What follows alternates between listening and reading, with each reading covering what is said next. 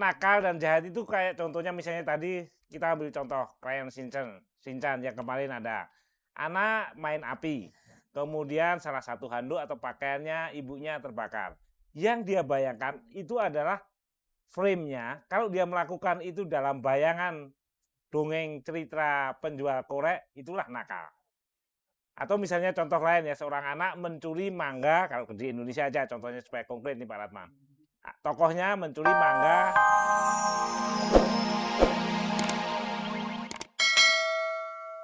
Film Jepang itu kan banyak banget. Nah, salah satunya saya fan dari Crayon Shinchan tuh ya. Nah, di situ sempat banyak yang protes, cuma menurut saya yang seperti tadi Mas Arswendo bilang, harus memilah gitu mana yang nakal, mana yang jahat gitu. Jadi banyak teman-teman saya bilang, wah itu film jelek, dia bilang itu kayaknya untuk anak kecil jelek banget, kurang didik, dia bilang gitu. Cuma kalau menurut saya sih ya oke-oke aja, yang penting bagaimana orang tuanya gitu. Tapi saya mau nanya, sebetulnya dari sensor film sendiri itu di Indonesia itu gimana caranya kok bisa sampai apa harus banyak protes dulu baru dimulai ditayangin, apa emang langsung ditayangin dulu baru banyak protes gitu. Masalahnya kayaknya kritik-kritik itu kayaknya banyak banget baru ditayangin, kadang harus dibablasin gitu aja terusnya baru banyak protes baru mulai digembar-gemborin jadi tenar apa gimana gitu. Oke. Ya, baik. Nanti biar dikasih pendapatnya sama Mas Wendo. Terima kasih. Iya, sama-sama. Saya ini. Iya Mas, fansnya yang nanya tadi. Jadi begini Pak Fen,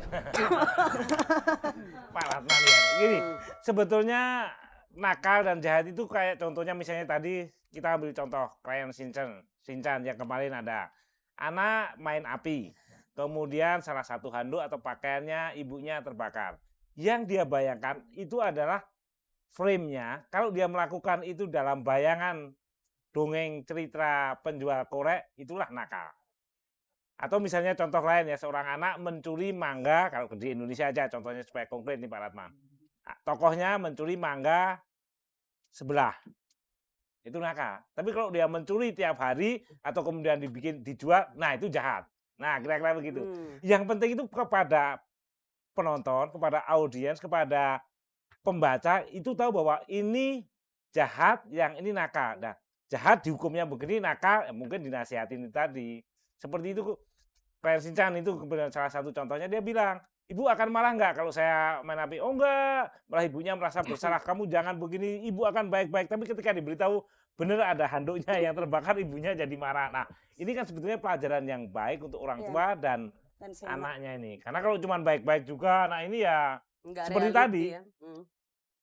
Bergizi tapi tidak menarik lah. Kalau bergizi dan menarik, air susu gitu kan bergizi menarik itu. Enggak maksudnya bayi itu loh, bayi. Oh oke. Nah, ya. Ini kita bicara anak-anak. Oh iya. Jam 12 malam boleh, angin malam boleh. Oke. Oke, kita lanjutin lagi. Ini memang paling parah nih satu tamu ini. Iya. Oke, halo. Ya, dengan siapa? Ya, halo. Ya, selamat malam. Selamat malam. Dengan siapa Bapak? Saya Antimon Ilyas. Bapak Andi? Antimon Ilyas. Kebetulan ya. Maaf, di mana? Maaf, Bapak Ansimon Ilyas, di mana? Di Sidoarjo. Sidoarjo. Oke, ramah rumahnya Tommy. Oke. Enggak. Oke.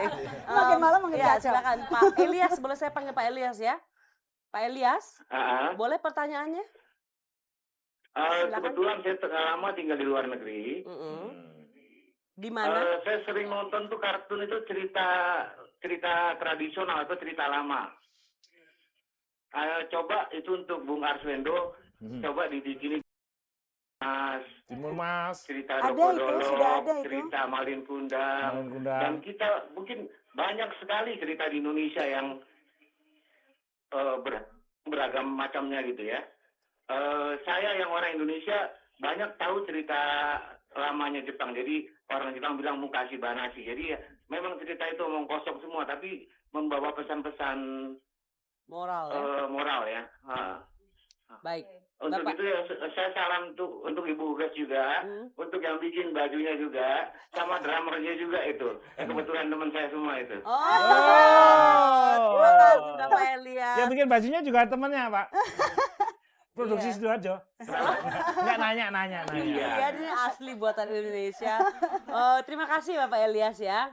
Itu masukan yang bagus sekali sehingga saya senang 2 tamu saya ini pulang bawa PR banyak. Ngobrol. Enggak, kita lihat itu memang sudah ada beberapa rekan kita dari animasi yang membuat karya, hanya beberapa bisa ditayangkan di televisi, beberapa belum, hanya ada yang dibuat sudah dijual bahkan dalam bentuk VCD. Ya, lebih banyak VCD-nya yang Timun Mas, Malin Kundang, Bawang Merah, Bawang Putih. Nanti ada lagi Huges dan 100 pakaiannya. Warna-warni. Huges minta air panas dong. Mbak, tolong dong Nah, air dia panas. cuma alasan aja air panas, sebetulnya Bener, mau ini. membetulkan baju pakaiannya. Iya, tapi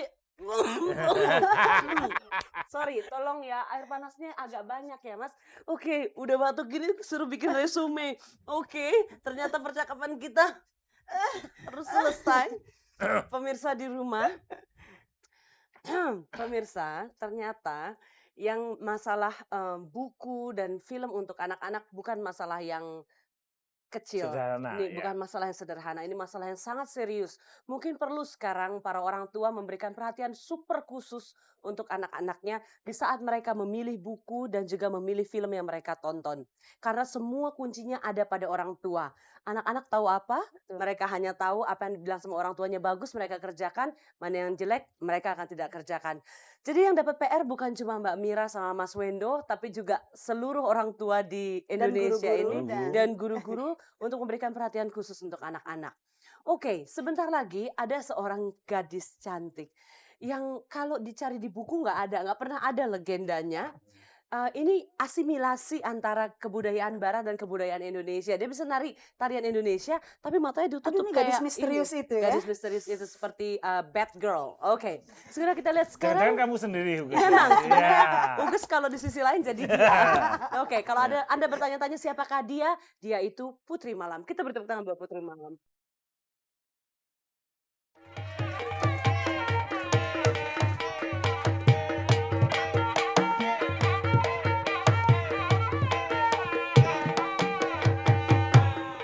Iya, selamat malam pemirsa. Saya yakin sekali saat ini kabar Anda adalah kabar yang paling baik. Saat ini Anda sedang bersantai bersama keluarga setelah seharian penuh Anda melakukan aktivitas. Baiklah, seperti biasa, malam ini kita punya apa, Mang? Pertanyaan.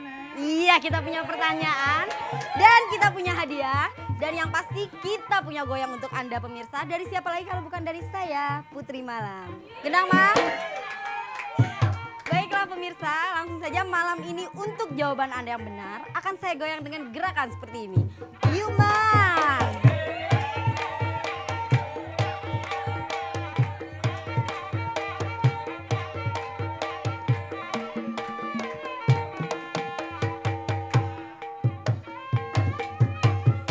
Iya, dan untuk jawaban Anda yang salah akan saya goyang dengan gerakan seperti ini. Yuman.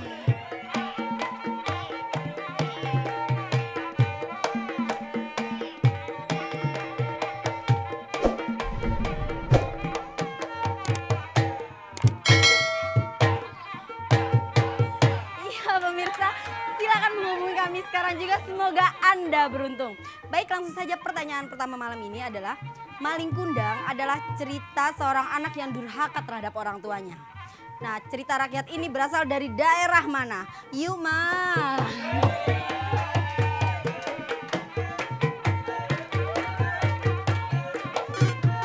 Tahan. Halo, selamat malam. Kameranya yang mana sih, yang ini? Iya, halo, selamat malam. Halo. Wangi malam Dengan siapa, Mbak? dengan Iut. Mbak Iul? Iut Iut? Iya, Mbak Iut di mana? di Jakarta. Di Jakarta. Mbak Iut, boleh saya minta sekali Yumang? Yumang, Kurang mesra. Yumang. Oke deh. Mamangnya pasti nggak bisa tidur. Ya, jawabannya apa, Mbak Iut? Jawabannya dari Padang, Sumatera Barat. Yakin? Iya. Kita goyang, Mang. Yumang.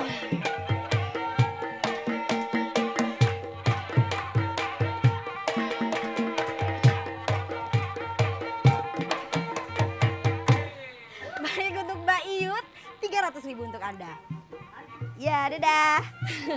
Baik, kita masuk ke pertanyaan kedua.